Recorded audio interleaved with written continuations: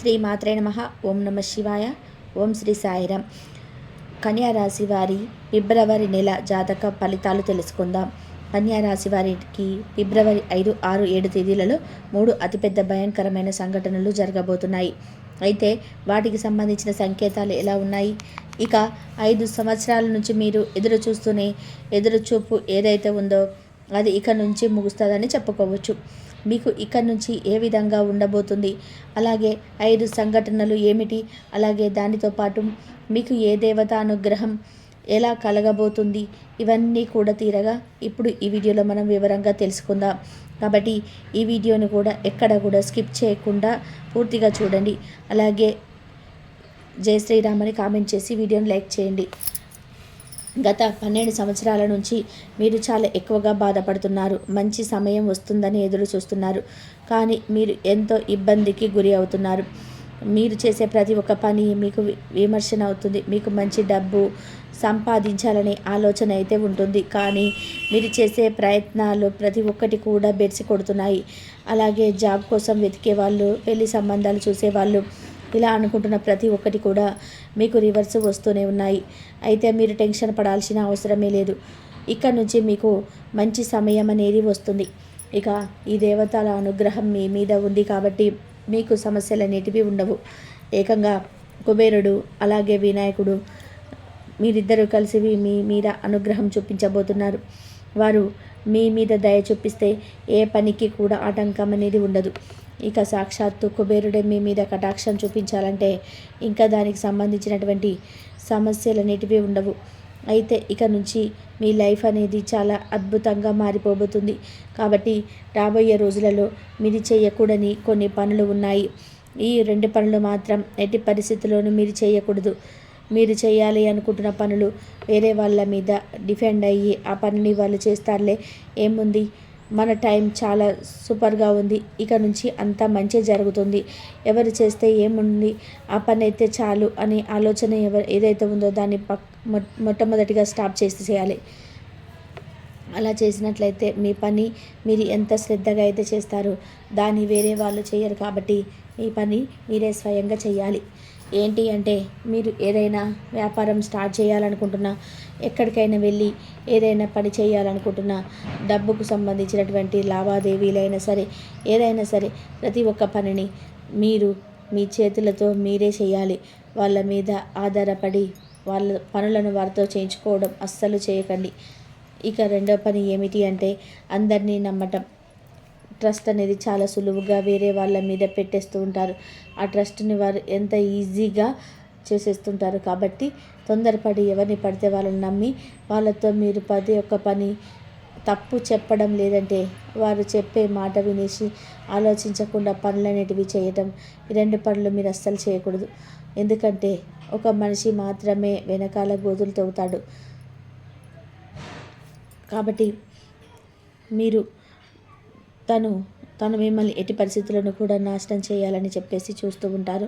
కాబట్టి మీరు ఈ 2 పనులు కానీ జాగ్రత్త చేసుకుంటే మీరు ఆ మనిషి ద్వారా వచ్చే హాని ఏదైతే ఉందో అది జరగదు. మీరు తొందరపడి నమ్మకుండా అంటే మీ పనులు మీరే చేసుకుంటారు. కాబట్టి వాళ్ళకు అవకాశం అనేది అస్సలు దొరకదు. ఇక రెండవది వచ్చేటప్పటికి ఎప్పటిదాకా ఎదురు చూస్తున్న ప్రతి ఒక్క పని ఇక నుంచి సులభంగా అయిపోతుంది. మీరు ఇప్పటిదాకా పడిన ప్రతి ఒక్క కష్టానికి ఇక నుంచి మనం అనుకున్నట్టు సాక్షాత్తు 2 దేవతల అనుగ్రహం మీ మీద కలగబోతుంది.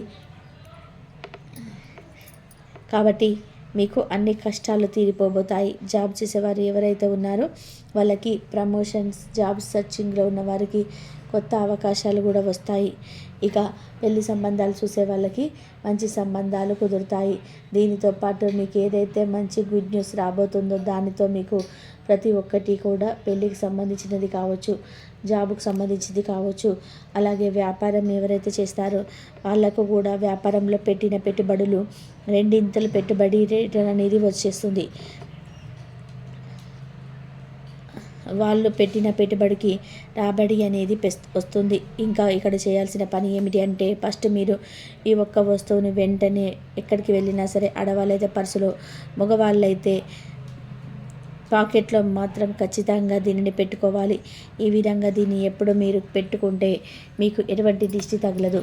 అలాగే మీకు సంబంధించిన శత్రునాశనం ఏదైతే ఉందో అది కూడా జరుగుతుంది. అయితే ఏదైతే ఆ వస్తువు అనేది మీరు ఈ వీడియోలో చివరిలో తెలుసుకుందాం. మీకు దాంతోపాటు మీరు తెలుసుకోవాల్సిన మరొక పని ఏమిటి అంటే, దేవతల అనుగ్రహం అనేది ఎవరికి కూడా కలగదు. ఒకవేళ కలిగింది అంటే దానికి సంబంధించిన కొన్ని సంకేతాలు తెలుస్తుంది. అంటే మీరు పడుకున్న తర్వాత ఒక్కసారిగా బ్రహ్మ ముహూర్తంలో, అంటే తెల్లవారుజామున 3 గంటల తర్వాత 3 నుంచి 4 గంటల మధ్యలో అనుకోకుండా సడన్గా నిద్ర నుంచి మెలకువ అనేది రావటం. ఆ సమయంలో ఒక్కసారిగా 2 సార్లు కాదు, పదే పదే మీకు అదే టైంలో మెలకువ వస్తుంది అనిపిస్తే కనుక ఆ దేవుడు మిమ్మల్ని ఎంచుకున్నాడని అర్థం. కాబట్టి ఈ టైంలో మీకు నిద్ర నుండి మెలకువ రావడం అనేది జరుగుతుంది. ఆ సమయంలో లేచి మీరు కాసేపు దేవుణ్ణి స్మరించుకుంటే మీకు మరింత పుణ్యం, అలాగే మంచి ఫలితం అనేది ఉంటుంది. ఇక రెండవ సంకేతం, మీకు మీ కలలో చిన్నపిల్లలు, అంటే ఆడపిల్లలు, చిన్న చిన్న పిల్లలు కనపడడం. ఇలా కనబడిన తర్వాత కూడా మీకు కలలు అనేటివి చాలా వస్తూ ఉంటాయి. కానీ దాంట్లో సంకేతం అనేది ఏమి అంటే మనకు గుర్తించడం అన్నమాట. చాలాసార్లు మనం ఎన్నో రకాల కళను చూస్తుంటాం, కానీ ఆ కళలు అన్నీ మనకు గుర్తుండిపోవు. కానీ కొన్ని కళలు మనం దాంట్లో జీవిస్తున్నట్టు, ఇంకా కూడా నిద్ర లేచిన తర్వాత వాటిని మనం ఎక్కువగా సెన్స్ చేయడం అనేది జరుగుతూ ఉంటుంది.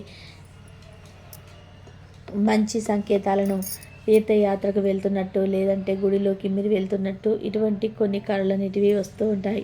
కళలో ఆవు కనిపెట్టడం, సీతాకోక చిలుకలు కనిపెట్టడం, ఇలా అన్నిటి కూడా వారికి సంకేతం అనేది వస్తుంది. కాబట్టి మీకు అర్థం చేసుకోవాల్సింది, మీ ఇంటిని, దేవుడికి సంబంధించిన గదిని మరింత శుభ్రం చేసుకోండి. అలాగే మీకు ఇష్టమైన దైవాన్ని స్మరించుకోండి. ఇక ఒక వస్తువు మీ జేబులో పెట్టుకుంటే మీకు ఎటువంటి ప్రాబ్లం అనేది రాదు. అది ఏమిటి అంటే 5 యాలకులు.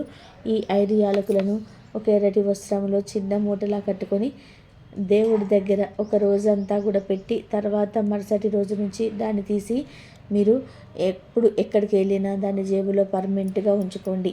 ఈ విధంగా చేసుకుంటే సరిపోతుంది. ఇక నుంచి అంతా మంచి అనేది జరుగుతుంది. దీన్ని ఖచ్చితంగా పాటించండి. ఈ విధంగా చేస్తే మీకు చాలా మంచి అనేది జరుగుతుంది. అలాగే మీ శక్తి యొక్క నీడ కన్యా రాశి పైన ఉంటుంది. ఈ పరిహారం మీరు పాటిస్తే మీరు అనుకున్నవన్నీ కూడా సాధించవచ్చు. ఈ కన్యా రాశి వారిని రాశి చక్రంలోని 12 రాశులలో కంపేర్ చేసినట్లయితే కనుక తెలివి ఎక్కువగా ప్రదర్శించేవారని చెప్పవచ్చు. వీరిలో కాన్ఫిడెన్స్ లెవెల్స్ అనేటివి కూడా కొంచెం ఎక్కువగానే ఉంటాయి. కానీ అవసరం వచ్చినప్పుడు మాత్రం వాటిని ఎలా వాడాలనే విషయంలో మీరు చాలా అంటే చాలా ఆలోచించి ఉంటుందన్నమాట. ప్లానింగ్ అనేది లేకపోవడం వలన మీరు చాలా అంటే చాలా ఇబ్బందులు పడవడం కూడా జరుగుతుంది. అలాగే మీరు ఆర్థికంగా కొంచెం ఎక్కువగానే ఇబ్బంది పడడం అనేది కూడా మనం చూస్తూ ఉంటాము. కాబట్టి కన్యా రాశి వారికి ఆర్థిక అభివృద్ధి జరగాలంటే, అలాగే వీరు అనుకున్నవన్నీ కూడా విజయాలు సాధించాలి అంటే, అంతేకాకుండా మీరు ఏదైతే ఎప్పుడు నూతన నిర్మాణాలు చేపట్టాలని అనుకుంటున్నారో అటువంటి వాటికి సంబంధించి ఏం చేస్తే వారు ముందుకు సాగుతారో, అలాగే విదేశీయానాల్లోని ఏవైనా సరే అవన్నీ నిజం అవ్వాలి అనుకుంటే కొన్ని పాటించవలసిన పరిహారాలు అనేటివి ఉన్నాయి. వాటికి సంబంధించిన పూర్తి వివరాలు ఇప్పుడు తెలుసుకుందాం.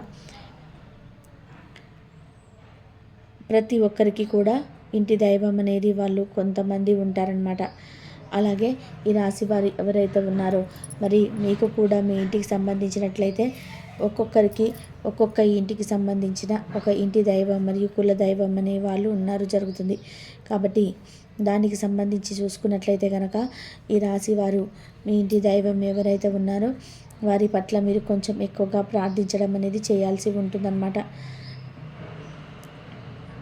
కాబట్టి మీరు కనుక ప్రతిరోజు మీ ఇంటికి కులదైవాన్ని కనుక పూజించినట్లయితే మీకు ఎదురయ్యే అడ్డంకులు వెళ్ళేంత వరకు తగ్గుతున్నాయని చెప్పుకోవాలి. ఎప్పుడైతే మీతో పాటు మీ ఇంటి కులదైవం మీకు అండగా ఉంటుందో అప్పుడు మీకు అన్నీ ముందుకు సాగుతాయి.